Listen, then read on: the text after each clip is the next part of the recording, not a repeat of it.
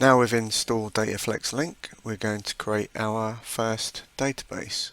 So over under the Dataflex Link plugin menu, we're going to click on Add New.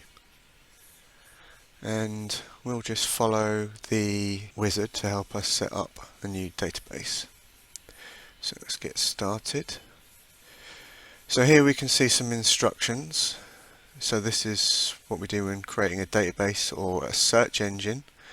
We'll start filling in the fields marked with a star, and then if a next button appears when you've chosen the database, you should fill in the sections which appear too.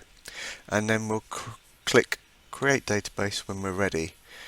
Once our database is created, we can add a data entry form using a shortcode. We'll be able to add data to that database. So here we go. So we're going to give our database our name. Let's call it. Let's. What we might do. Let's create an address book. We'll give that a go. So we're going to call this address book, and it'll just, off the top of my head, we'll just create names, addresses, telephone numbers for our friends, basically. So let's start. Because we haven't yet created a database, we can't use any of the other options. So this is our first database. So as the wizard has asked us to go to next, we'll click next.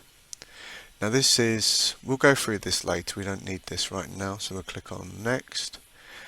And this is the confirmation that we will get once we've added an item to our database.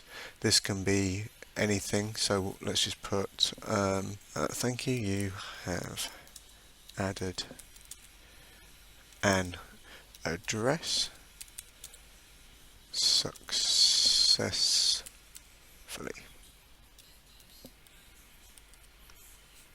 And we'll click on next. Now, do we want email to be sent to our users, our database users? Right now, I don't think that's necessary, so we're just going to click next, and then we'll create our database. And that's done. We now have a database that's been created, which we can now customize. So the first thing to do for this database is have a look through it. So let's hide everything there, and then we'll go to main, and under main we'll see we have a shortcode, which is the basic shortcode which we can use to add our form to pages.